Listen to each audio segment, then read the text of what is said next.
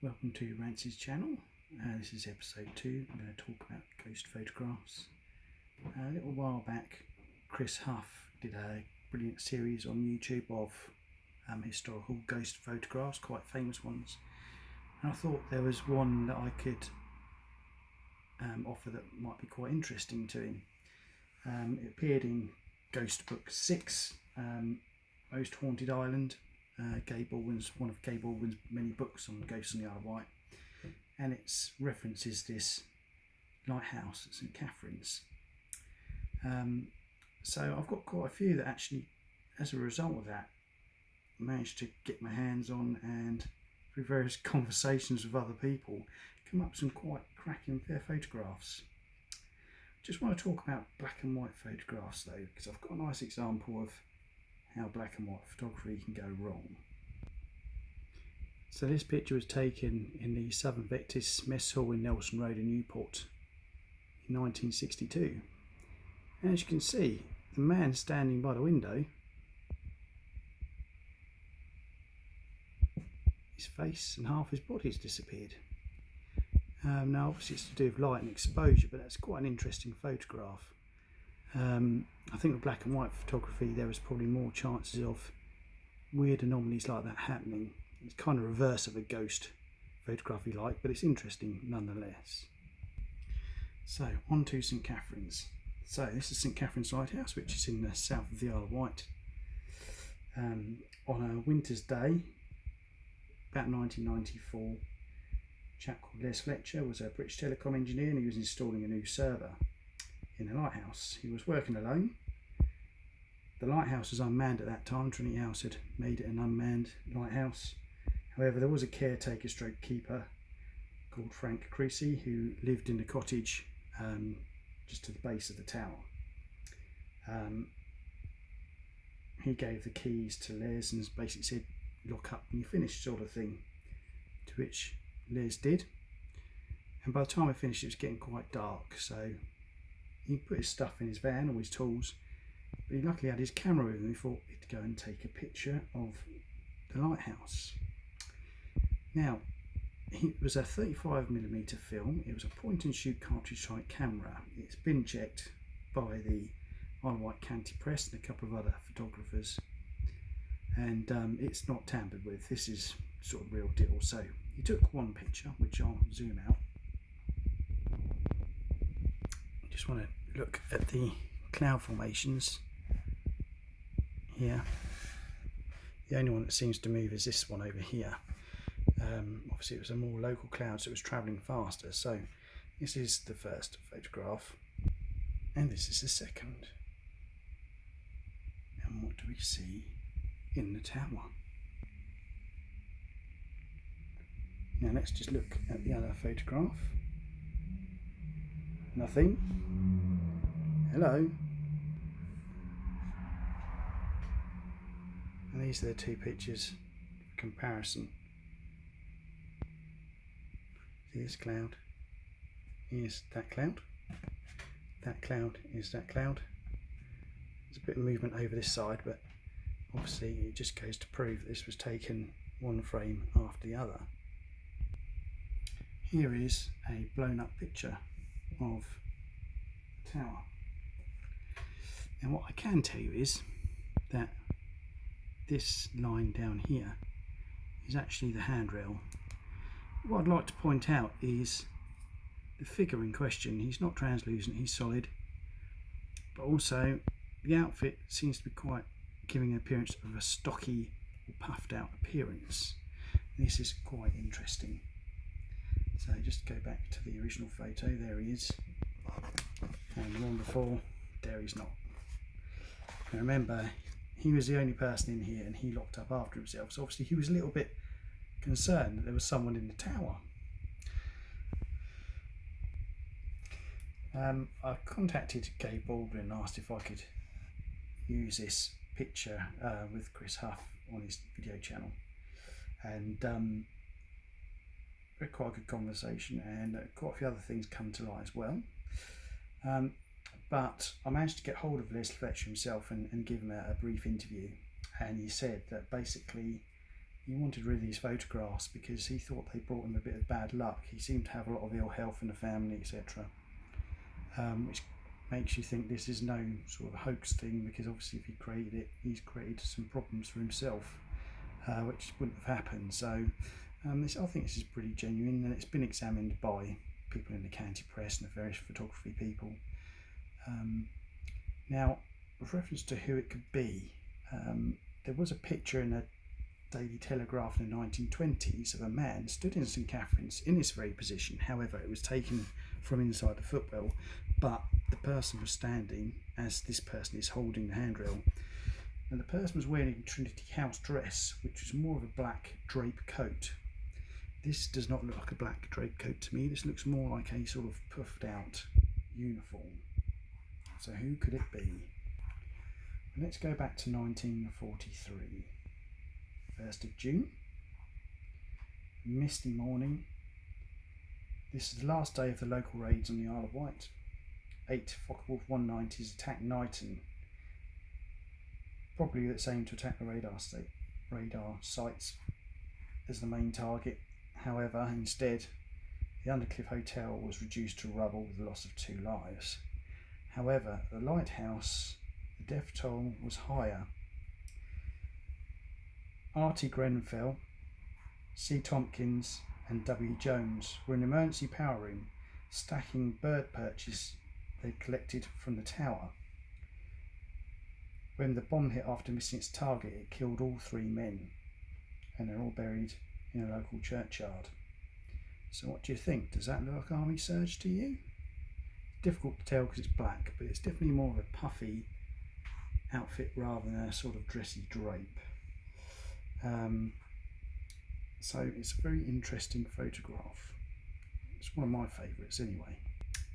So another photograph that's passed to me was one taken by Bryston Church, which is out the back of the island.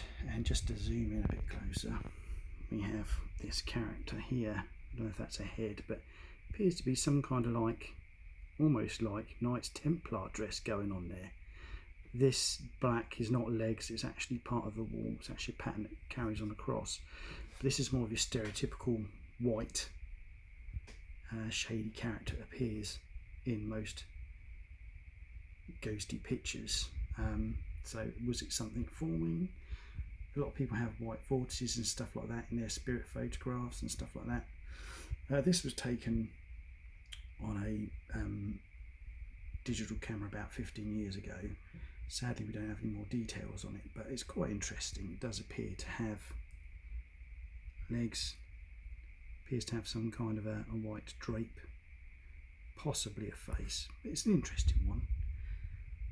Not my favourite, but wait to see what comes next. So this picture was taken in Borthwood Woods, again on the Isle of Wight. All these local photographs.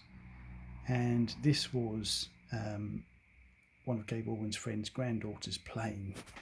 Now let's just have a closer look behind her head. What is that? Well, it's a disembodied body.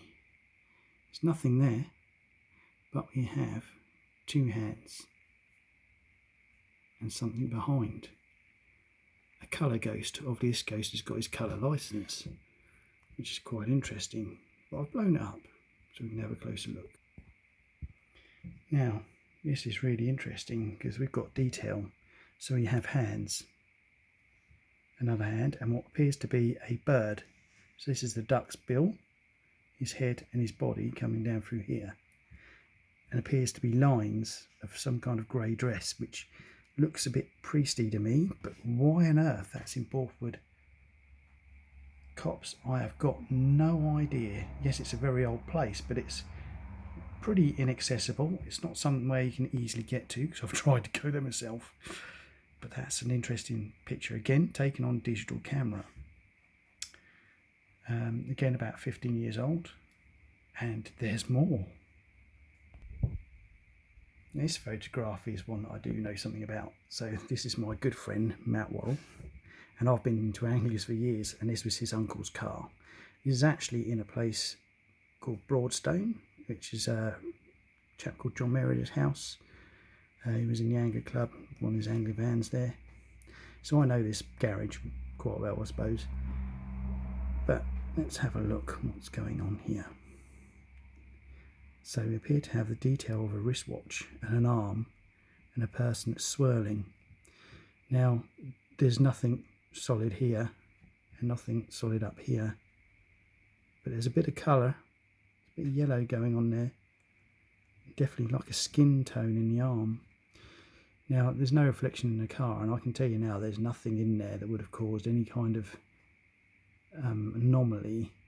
No reflection, no nothing. There's no plate of glass that would have created that image there. You'd have to have something for that to reflect onto. That is just thin air next to him.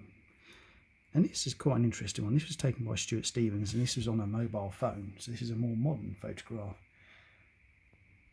It's pretty interesting because, again, it's the kind of layer of detail. Actually looks a bit better on a smaller picture. You can see the arm here.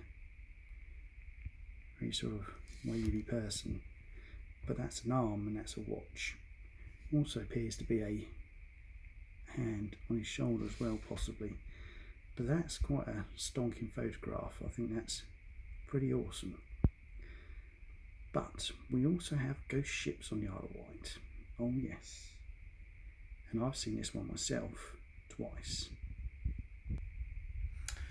So these are stills from a documentary that was filmed called Crown and Country, and it was filmed by none other than Prince Edward. So what more of a better witness than do you need than a HRH? So basically the crew were filming off the bay, talking about a ship called HMS Eurydice, I don't know how you pronounce it, something like that, talking about how the ship capsized and the loss of life, etc. And as they were filming, this ship sails in behind the Prince, but it doesn't appear on the other side, to which the crew in consternation go round the Prince to see where this boat's gone, and it vanishes.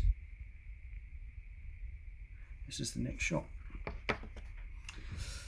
Quite interesting, isn't it?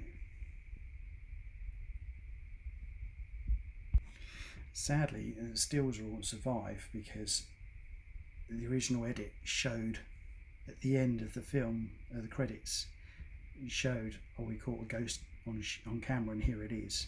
And it shows this ship coming in behind Prince Edward with him facing the camera, and then nothing appears the other side, and then you see the cameraman go round to show there's nothing there. Fortunately, it was cut. I don't know why, because it's a real shame, because it's the first time that I think a ghost really has been caught on camera, or a ghost ship. I mean, how fantastic is that? You know, we've got our own Flying Dutchman. So yeah, unfortunately the film was damaged when it was cut, so we've only got a few stills. Yes, you could say, how can you tell that's from the same frame? Well, it's not the same film. It's difficult, but that's where the source came from, I'm afraid. So I'll give you a bit of a history about HMS Eurydice. She was built in 1843 as a 26-gun, 921-ton frigate. She was slim build in the hull, but she was bristle with sails, so she was fast. She was built for speed. By the 1870s, wooden ships had become obsolete. In 1877, she was put in for a refit locally at JS White's and Cowes on the Isle of Wight, and the Admiralty decided to make her a training ship. She was under the command of Marcus Eyre and a command of experienced officers and 300 ordinary seamen, which came from different training ships from the Empire, as it were. On the 13th of November, HMS Eurydice set sail from Portsmouth bound for a 3-month tour of the West Indies. In March, she completed the tour and called into Bermuda and picked up 35 passengers, mostly soldiers and marines. On the 6th of March, Eurydice set sail back for Portsmouth. Within 16 days, she had been spotted on March 22nd by Bonchurch Coast Guard station, moving fast all sails. She was even sketched by local artist Ellen Sewell. By 3:40, she was cutting across Sandown Bay. There were 2 other ships in the area, a 2-man fishing boat and a coal schooner called Emma. Just south of Eurydice, Captain Jenkins of the Emma and Mr. Colnut in a fisherman boat had noticed an intense back cloud. Colnut put into Culver Cliff and Jenkins reefed his sails. A great squall came about, blackened by snow and ice. A 30,000-foot tower of cloud had created destruction on its path. Now its gaze was upon Eurydice. When Eurydice was spotted, speed down and sail, it was noted all her gun ports were still open. At 03:45, she was last seen before she disappeared. There were only 2 survivors. Oh, and another who turned up 21 years later. And that's another story. The survivors were Sidney Fisher and Benjamin Culliford, and the mysterious Edwin de la Plume. According to Benjamin Culliford, Captain Hare was summoned to the deck at 03:45. Remember, this is the last time she was seen. Realising the danger was far too late, he ordered his new watch that just arrived on deck to the sails, all hands on deck. Even as he spoke, the storm had flattened the sails against their masts, turning the ship off course. While the sailors had begun their climb, they were almost knocked off their feet, the sails filling with snow. She was spun round 90 degrees and was pushed over onto her starboard side. The fore and mizzen topgallant masts were ripped away.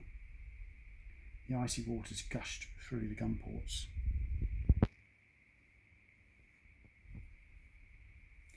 Sidney Fisher was below deck. By the time he reached the upper deck, he only had time to grab a lifebelt and leap overboard. Culliford had climbed onto the port side as the ship capsized. However, Eurydice did rewrite herself just for a brief moment, as a moment of defiance before she plunged 11 fathoms below, bow first. Those that did survive, that managed to get off, had to endure the cold, icy waters. Eventually, only 5 were pulled from the water. However, curiously, Edwin de la Plume was not one of those men. Of the 5, 1 was pronounced dead in the boat, and another two had died by the time they got to Ventnor Cottage Hospital. The other 2 were the 2 survivors that gave the account. Now, there has been another sighting, which is quite creditable. In the 1930s, a Commander F. Liscombe was in a submarine and had to take evasive action to avoid hitting a wooden vessel. However, having taken avoided action and then looking back, the ship had completely disappeared. As this caused some consternation to Commander Liscombe, he went to the Isle of Wight to try and discover which vessel this was.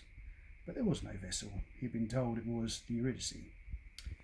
Now, I've seen her twice. I've seen her from the back of the island, somewhere around Woldchine, and she was sailing reasonably close, but what was weird was you couldn't hear any noise from the sails, and there was no one on deck, just silent. Just moved very silently. So, there we go, that's our own Flying Dutchman. So, that's ghost photographs. That's what I've got in my book. So,